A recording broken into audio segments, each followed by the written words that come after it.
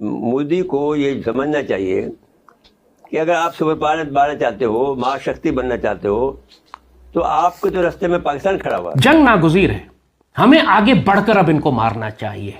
पाकिस्तान ने ये फैसला किया है कि अब इंडिया के अंदर और अफगानिस्तान के अंदर घुसकर मारा जाएगा। आंधे आंधे आंधे आंधे। इसमें आईनी तरमीम जो है उस पर ऑपोजिशन बड़ी खुलकर तनकीद कर रही है। आसिम मुनीर को मिल गया एक्सटेंशन, अदालती निजाम खुदा न खास्ता बर्बाद हो गया। 27th अमेंडमेंट के बाद वो पाकिस्तान का खुदा बन गया। इन अमेंडमेंट के बाद अगर जस्टिस नहीं है, इंसाफ नहीं है, तो फिर क्या होगा? अगर इंसाफ का निजाम नरम बरम हो तो फिर उसके बाद तो उस मुल्क का अल्लाह ही हाफिज होता है। सुप्रीम कोर्ट को खत्म कर दिया गया, पूरा इनका स्ट्रक्चर का बेड़ा गर्क कर दिया। इनकी तमाम मिलिट्री डिप्लॉयमेंट और पोस्चर हॉस्टाइल है। हमें मालूम है किसी भी वक्त ये आ जाएंगे।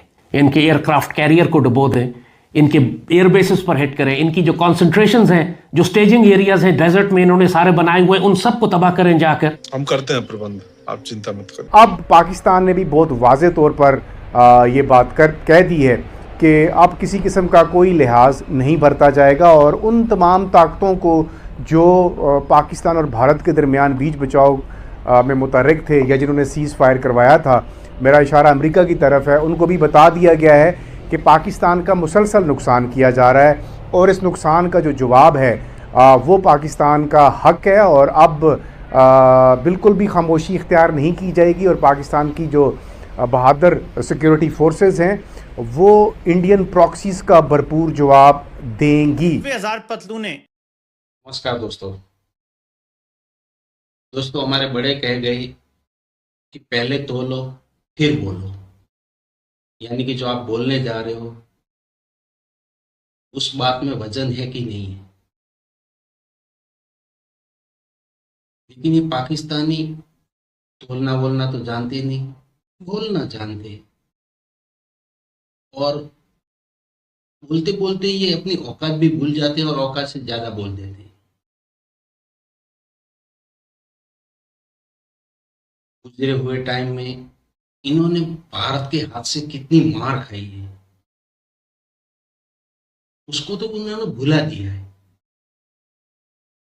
लेकिन आने वाले कल में हम भारत को किस तरह जवाब देंगे, किस तरह सबक सिखाएंगे, ये सपने आए दिन देखते रहते हैं, जबकि मुझे नहीं लगता कि इनके सपने कभी पूरे होंगे। और ये अपना मजा कैसे उड़वाते हैं आप देखिए इस वीडियो में। मैं मिलता हूं आपको वीडियो के एंड में। इंडिया ने उतार दी थी, भारत हम पे 4 दिन बमबारी करता रहा और छुप के ये अपने किसी सेलर वगैरह में बैठा रहा, लेकिन ये कौमी हीरो करार पा रहा है। चाणक्य की पॉलिसी के ऊपर मॉडर्न इंडिया जो है वो खड़ा हुआ है। उसके अंदर वो ये कहता है कि जो neighbour is your enemy and your neighbour's neighbour is your friend. गौर करें कि ये सूरत हाल जा किधर रही है। इससे ज्यादा अननेचुरल और बेसबात सफर कभी हमारी 78 साल तारीख में आपको नजर आया? थोड़ा सा दिमाग पे जोर दे ले। जब हिंदुस्तान को पाकिस्तान ने एक 4 दिन के मार्के में शिकस्त फाश दी,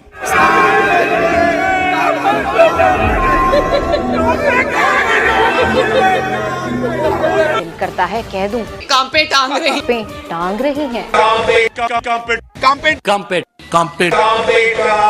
तो ये कि ये हमला जो हुआ है ये पाकिस्तान ने नहीं करवाया।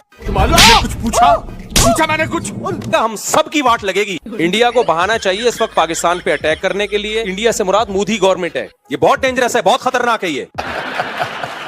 अब रॉ और इसराइल इतना इन्वॉल्व हो चुका है कि कौम एक झंडे के तहत आ नहीं रही है। हाय ये आजादी खत्म हो जाएगी हमारी, गुलाम बनेंगे हम। आमीन। लीबिया और शाम से ज्यादा बदतरीन हालात होंगे। यहाँ आबादी बहुत ज्यादा है, लीबिया और शाम से ज्यादा आबादी, करोड़ों लोग बसते हैं। ऐसा खून बहेगा, ऐसी लाशें सड़कों पे, कोई रोने वाला नहीं होगा।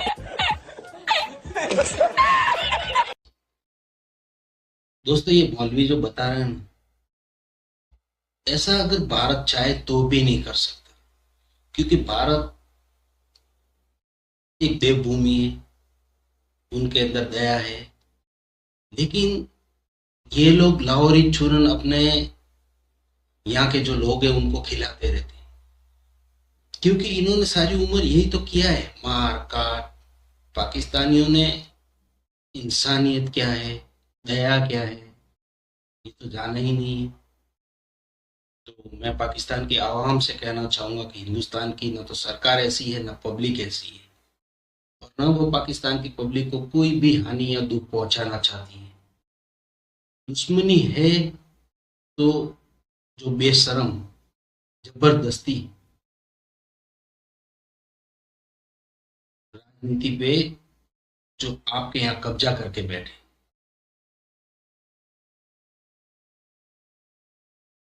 जो वो पाकिस्तान की पब्लिक के भी दुश्मन है और वो हिंदुस्तान की सरकार के भी दुश्मन है। फौज पाकिस्तान का नाम पूरी दुनिया में चमका। क्यों नहीं वापस ली हमने? कुछ बॉडीज नहीं ली, शायद इसी वजह से कि कैजुअलिटीज नहीं बताना चाहते थे कितनी हुई हैं। और अगर 500-600 आदमी थे और उसमें 300 मारे गए तो आधी फौज तो जो हिस्सा ले रही थी वो तबाह हो गई। आप क्या समझते हैं कि ये एक नाकाम ऑपरेशन था? यकीनन। उसका कोई एग्जिट प्लान सोचा ही नहीं गया कि फॉलो आउट क्या होंगे और उसको हमने कैसे निपटना? प्लान भी नहीं था हमारे पास। यूनिट तो भेज दिया, उसके बाद नहीं सोचा क्या बनेगा। शायद पूरी तरह से तज्जिया नहीं किया गया कि बाहर से क्या दबाव पड़ेगा, इंडिया का क्या रिएक्शन होगा, एग्जिट स्ट्रेटेजी क्या होगी। उन्होंने इसके बारे में सोचा था कि इसका बस जो असर सोच लिया कि हिंदुस्तान पर क्या दबाव पड़ेगा, सियाचिन के रास्ते कट जाएंगे, कश्मीर आप पर अपनी किताब में कहते हैं कि उनके पास और ऑप्शन थी, एयरपोर्ट भी, एक ले वाली स्ट्रिप भी उनके पास मौजूद थी। जी हाँ, उनके रास्ते नहीं कटते थे। जनरल साहब कहते हैं कि हमने इंडिया को शाहरग से पकड़ लिया था और वो सियाचिन तक और रसाई थी ही नहीं। नहीं, ऐसा है नहीं, क्योंकि जब ये नेशनल मिलिट्री ऑपरेशन सेंटर में ब्रीफिंग हुई थी कि सियाचिन के रास्ते कट गए, जो ब्रीफिंग जीएस हेडक्वार्टर ने दी थी, मैंने उस पर ऑब्जेक्ट किया था कि ऐसी बात नहीं है। सुन लिया आपने, वो वाजे तौर पर कह रहे हैं कि कोई पॉलिसी नहीं थी, इल कंसीव्ड प्लान था। वहां पर उनके पास स्ट्रिप भी थी, कोई शारग से हमने नहीं पकड़ा था, बिल्कुल हमारा ये स्टूपिड मूव था। जाहिर है हमारे का मतलब उस वक्त के आर्मी चीफ का था, लेकिन क्योंकि कोई एहतसाब ही नहीं है, कोई पूछने वाला ही नहीं है कौम के, वो कह रहे आधी वहां पर जो फौज थी पाकिस्तान की उनको शहीद करवा दिया था और बाद में उनकी लाशें भी क्लेम नहीं की थी कि पता चल जाएगा कि हमारा नुकसान कितना हुआ, उससे हजीमत होगी। तो जब हम अपने जवानों की अगर लाशें क्लेम नहीं करते, मैं कह नहीं रहा ये जनरल शाहिद अजीज कह रहे हैं, तो फिर कुत्तों वाली बात तो छोटी रह जाती है कंपेयर अगर आप करें। अगर हम इतना बड़ा काम कर सकते हैं, आपको लग रहा होगा फिर सारी बातें मैं कर रहा हूं। वजीर दिफा फॉर्म 47 के ख्वाजा मोहम्मद आसिफ हमारी इस कारगिल जंग, हमारी दूसरी जंगों के बारे में क्या कहते रहे, हमारी फौज के बारे में क्या कहते रहे, हमारे मिलिट्री के जनरल्स के बारे में क्या कहते रहे, सुनिए। 33 साल जो है इन्होंने हुकूमत की, इन्होंने कतर की जंग हारी। आपने पूछा उनसे कि आपने कतर की जंग हारी? 65 में फेक जो है विक्ट्री डिक्लेयर की, वो पूछा आपने? इन्होंने सियाचिन हारा, आपने पूछा उनसे? इन्होंने कारगिल हारा, आपने पूछा उनसे? कह रहे हैं पूछा? 6-7 साल पुराना मीडिया खाली, मैं अभी भी वक्त है। सुन लिया आपने, वो वाजे तौर पर कह रहे हैं कि कारगिल की जंग हमने हारी, वो वाजे तौर पर कह रहे हैं कि 1965 की जंग हमने हारी, फेक विक्ट्री हमने क्लेम की। जो कहते हैं कि आप 48 की जंग हारे, आप 65 की जंग हारे, आप 71 की जंग हारे, आप सियाचिन हारे, आप कारगिल हारे।